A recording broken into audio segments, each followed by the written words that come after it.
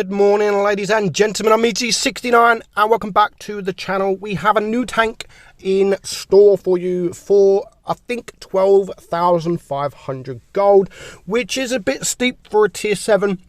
But at least it's for gold. I mean, at least it's for gold and not crates or not money. It's for gold. It is the T26E3 EAGLE. Now, I tested this tank. During test, I wasn't a lover of this tank. I thought it was a bit meh. But having played it, Wargaming sent me the tank a week early so I can get some footage. And you know what? I'm actually enjoying it. I'm not sure, definitely not sure the price is not worth it. I'm not going to lie, it's 12,500 gold. Is definitely not worth the price. Now, I do have gold that's been sitting in my account for quite a while because I've got nothing to buy. I have all the tech tree tanks.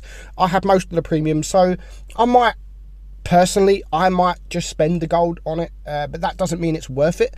It's just I need a new tank. I've already aced it, so it's not because I tested the tank. But I might do. I'm not 100% sure yet. I've got the gold there, so why not? So we're going to have a look at the stats. Now the stats is not great. It's not great. The DPM 2110. It does have AP and AP as your ammunition, and of course you have the HE. So the normal AP has 160 penetration, which isn't great, and the premium AP is 202. It has a 225 alpha gun. And the rate of fire is 9.38, and that gives it a 6.4 second reload. Base aim time 1.9, so not bad there on the aim time. The dispersion is 0.335, so not the greatest of dispersions either. It does have 10 degrees of gun depression, and the speed is 40 kilometers per hour. Now, the armor profile, wrong one.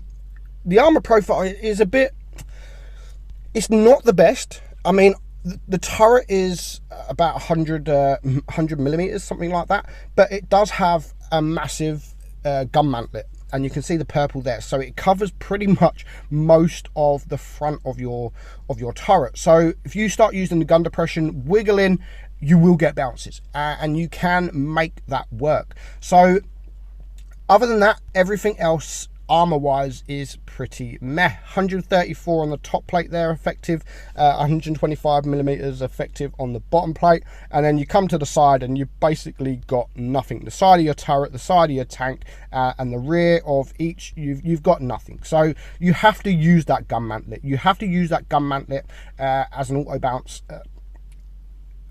as your armor.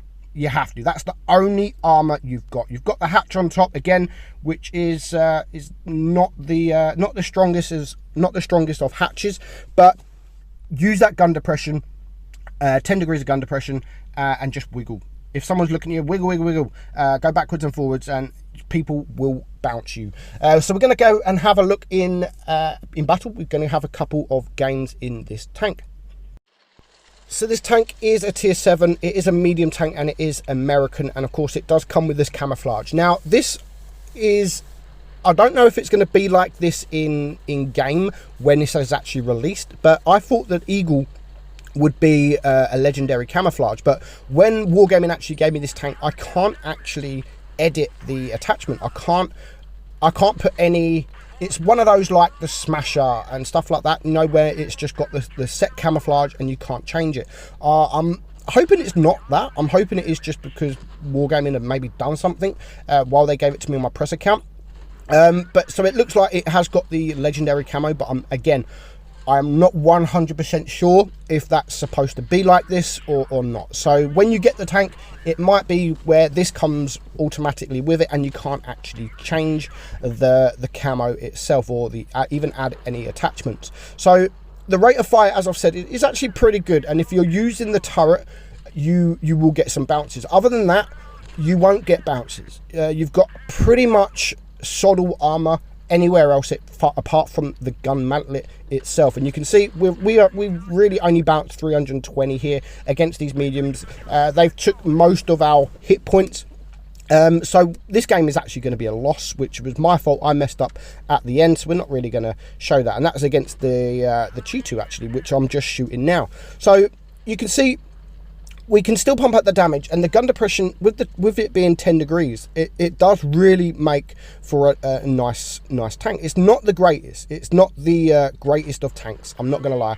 And for the price it's going to come at, I would honestly, if I'm giving you my honest opinion, yes, I've already said that I might get it, but that's because I've got the gold sitting in my account. I've got the gold sitting in my account with nothing else to buy. If I'm going to give you guys an honest opinion, I would honestly tell you not to buy this tank. It's a lot of money. 12,500 gold is a lot of money for a tier 7 tank. That is okay. It's nothing special. It's okay. So I would say stay away from the tank right now. Don't go and buy the tank now. It will come back in a couple of months, and it will come back cheaper. For a tier 7 tank, you're looking... if I was going to recommend a price to Wargaming, I would probably say maybe 7,500 gold or 7,000 gold, something like that. So 12.5k gold. If I didn't have the gold on my account, there was no way I would put 12.5k gold on my account to buy this tank. No chance in hell would I put that money on this account to just get the tank. But when I've just got the gold sitting there that I've earned or built up over the months, I literally have nothing else to spend it on, and at least I get to see the schedule like a month in advance. So if there is something coming, I know to sort of save up my gold. So at the moment, I'm not too sure. Do I need the tank? I don't know. I don't think I do. Is it going to be a tank that I play regularly in tier 7? Probably not. Probably not. I'm not going to lie, but for collector reasons, I might get it.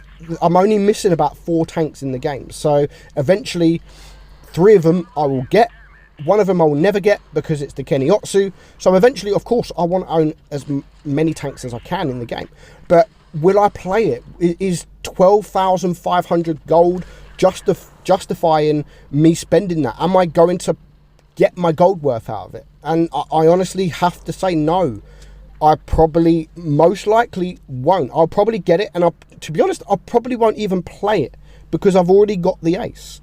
I've already got the ace. There is plenty of other tier 7s out there that is much better than this. You've got the Type 62 Dragon, which always comes for around 5k gold or 3k gold, which is, I would pick that over this any day of the week. You've got the Dracula. So if I was going to go and play tier 7 premiums just to have a bit of fun, just to have earn a bit of credits, then this wouldn't be on my list. So having said that, taking that my opinion, I would stay away. I would stay away. And actually, I'm probably not going to buy it now. Just listening to my own opinion, I'm probably not going to buy it. It just seems stupid to buy it right now. I'm not in a rush to get every single tank in the game.